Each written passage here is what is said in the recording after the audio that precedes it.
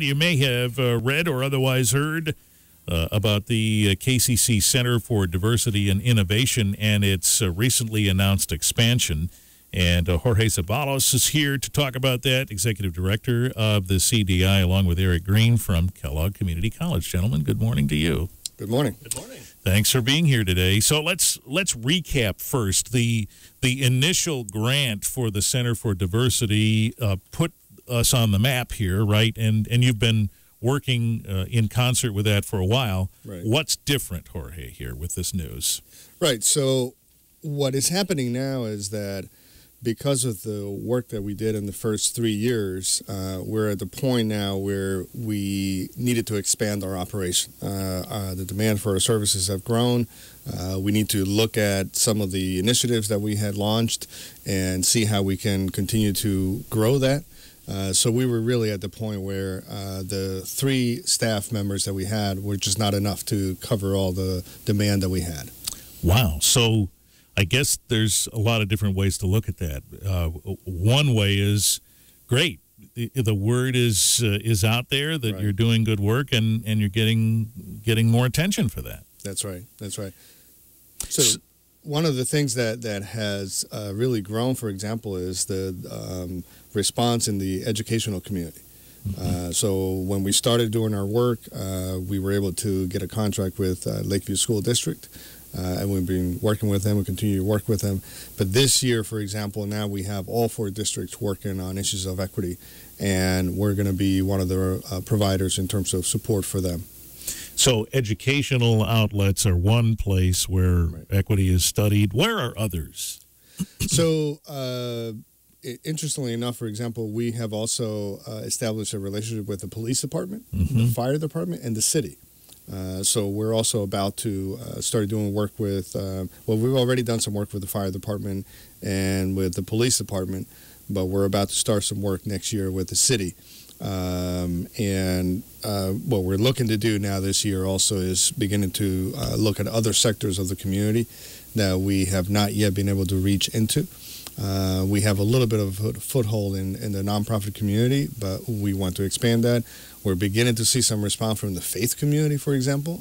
Recently had a conversation with a couple of folks that are looking to bring some congregations together to do some work around equity. So it's just beginning to really take hold in the community.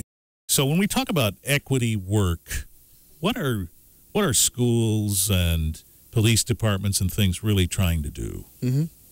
Well, let's look at the educational system first, right? Yeah. So when you look at the educational system, it's been well documented for decades now that there are inequities that exist there. So you have a graduation gap, you have an achievement gap, you have disproportionate discipline issues. So those are sort of symptoms of a system that it is not necessarily serving all students in an equitable way.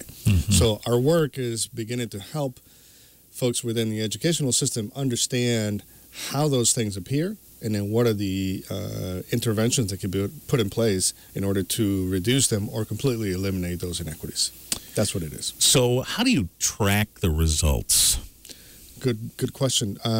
So at this point, for example, one of the things that we try to do with the system is first you have to be able to measure where you are. Right. So luckily, again, the educational systems for different reasons have had to document those inequities. But those pieces of information, for example, because systems collect a number of different data points, right? So it may be that that information has been collected. It gets reported maybe to the federal government at some point, but nothing is really done internally. I see. So we just collect it, we send it out, but no one looks at it, no one examines it, no one tries to understand why do these things continue to exist. So our work, again, is helping them understand sort of the value of looking at that information on a regular basis and beginning to try to dig deep into why these things showing up.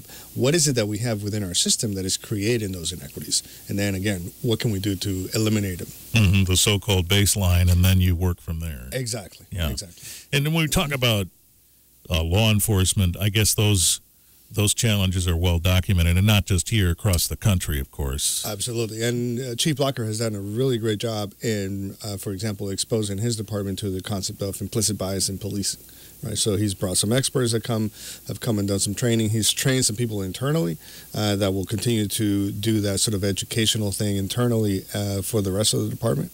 But that's one of the ways that a police department can begin to tackle issues related to equity, thinking about how does implicit bias drive some of the decisions that we make out in the street and investigations that we do, so that way we can begin to minimize the impact that we have in our community. Mm-hmm. Boy, that's a powerful pair of words there, implicit bias. Sure. So the notion is, the foundation of those words is that we as humans, and in this case, law enforcement professionals or educators, whatever the case is, walk into some situation with some sort of lens we're looking through. That's right. And we might not even know we're doing it. Yeah. Is that fair to say? Absolutely. I'll give you a personal example of how that works. I've been doing this work for over 20 years. And, I read about it all the time. This is what I do, right? And you think that maybe by this point, I've been able to really clear myself of all those implicit biases that I may have accumulated over my life. Right. Well, I'm down at a conference in Miami doing this work, right? Working with a group of people in a conference, trying to help them understand these concepts and challenge them to think about it a little deeper and like, what might be going on for me?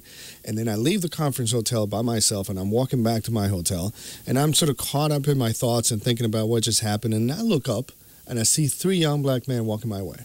They have no shirts on, they have pants down, and the first sort of reaction that I notice is not even a thought. It's just a physiological reaction. My palms start sweating. My heart starts racing. The first thought that comes to my mind is, I need to cross the street for my safety. Mm-hmm. Why? What is it about those 3 young men that told me that I was in danger? Yeah. And then I obviously assessed it some more, and there was really nothing other than the fact that they looked the way they did, and they were black. Mm-hmm. Right? So that's how these things work. And that's social conditioning, Social conditioning, absolutely. So how do you overcome that? Well, so one of the things, for example, that the research around implicit bias tells us is that we accumulate these sort of messages over time, and they go into our unconscious mind, right? So then they begin to impact our behavior without us even realizing that's what's happening, right? Yeah. So the research around implicit bias says that just like those images and messages have come through and have created those biases, we can also then kind of retrain our brain, if you will, by providing different messages and images that will counteract those implicit bias messages that we received. So you have to, A, acknowledge that these exist, B, then begin to understand why, and then C, try to sort out how to counter that. And this is all a conscious effort that has to happen at the moment that you realize that you have them. That's right. And these things have been going on in the background. That have been going on in the background for years. It actually starts very early on. Another example that I often use in training is, I have 2 daughters. So my oldest daughter, she was 3 years old. And we were playing in the front yard of our house at that time. And all of a sudden she looks up and she sees a man in a Harley drive by. Stereotypical, right? Big guy, long hair, all dressed in black with a beard. And she points to him and she says, "That's a bad man, right, Dad?" And I'm like, where did she get that? Because I don't remember saying anything about Harley men, or my ex-wife saying anything about Harley men. So somewhere along the way, in her 3 short years of life, she picked up the message that someone who looks like that is a bad person. Wow. Right? Interesting how the human mind works. Yes. All right. I haven't forgotten you're here, Eric. That's okay. As you can see, you're talking to the master.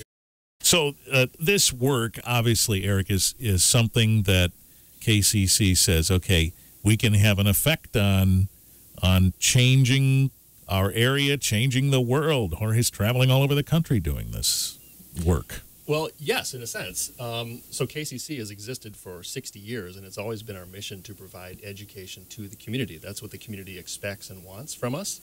This is another form of education. Education isn't always sitting in a classroom learning math. Right. Sometimes it is looking very deeply within yourself along the lines that Jorge has been talking about. What we're also finding is that the community is really hungry for this kind of work. Several school districts, the city government, local businesses, and other organizations have either begun participating in this or been asking for services regarding this.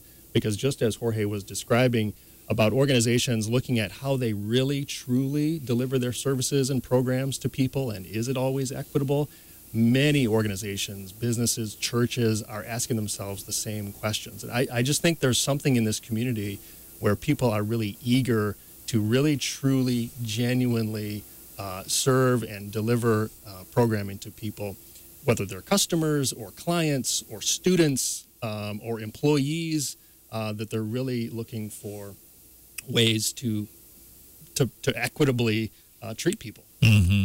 And if we equitably treat each other, then that makes a more productive work environment, doesn't it? Absolutely. So. Absolutely. Yeah. So that's one of the benefits of the community, that it's not simply about maybe, looking at a particular group that is being negatively impacted by the inequities, that ultimately the whole community suffers when we have inequities. I'll give you a quick example that I was using with Eric just before we came on. In Battle Creek, I think the overall unemployment rate is about maybe 5%. But when you look at the black community, it's 20%. Right. That's huge. That's a huge inequity, right? So we can say, well, we put a program together to make sure that that unemployment rate goes down. We're just benefiting the black community. No, we're benefiting the whole community, because we suffer when the black community has 20% unemployment. Not just them. The whole community suffers. Mm-hmm. So 800,000 big ones from the Kellogg Foundation, and this work you're doing can be expanded. Does that simply mean that it allows you to meet more of the demand that you're now realizing, or does it mean that you expand the programs that you're offering? Yeah, it's both. Okay. So part of for example, what we've done with the grant is hire 2 full-time trainers, because a lot of our work is, again, working with organizations to do the kind of work that we just talked about, which is going in there and beginning to build a level of awareness within the organization about what equity is. And that takes time. So we have a training process that we engage with organizations and to build that level of awareness. So we have 2 full-time trainers. We hired 2 program managers, which is part of the expansion of our initiatives. One of the things that is very exciting around that, for example, is that we're creating a youth equity initiative. We have been offering a youth retreat for the last 3 years. So just one weekend where we engaged with high school kids, we decided that that wasn't enough, that it was a great experience, but we really should be engaged with them throughout the whole year. So this year we're launching this youth equity initiative to engage with kids.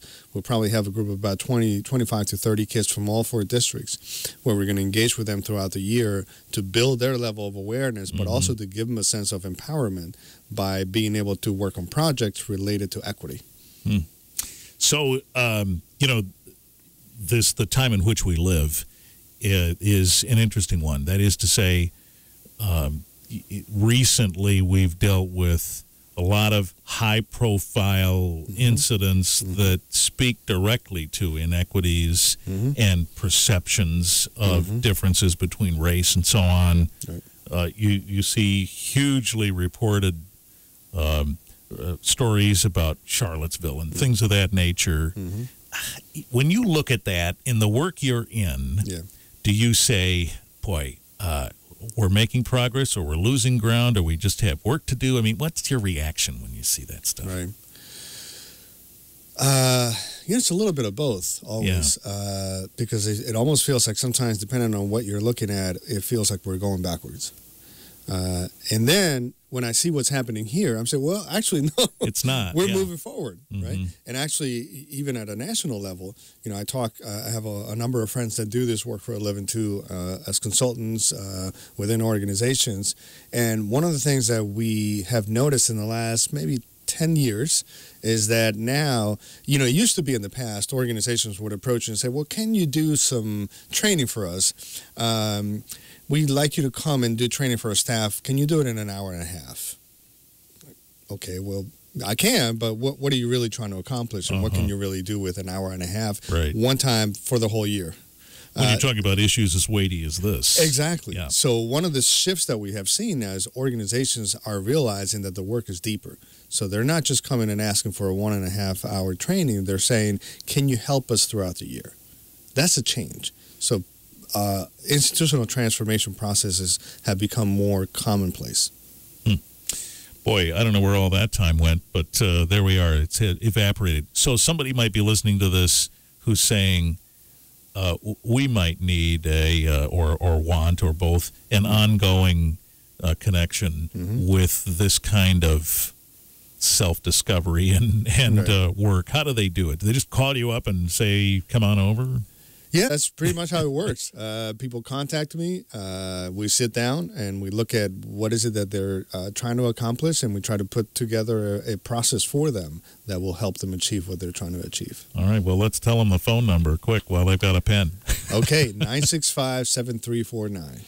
965-7349, KCC Center for Diversity and Innovation. Big expansion by way of a Kellogg Foundation grant, and Jorge Zaballos is executive director, and obviously has more company these days as a result of this to help meet the needs. And KCC is the fiduciary, Eric, and imagine that's going to continue as well. That will continue. We're happy to be in partnership with the CDI and the Kellogg Foundation on this. All right. Thanks to you both for the update. We'll check in again. Thank you.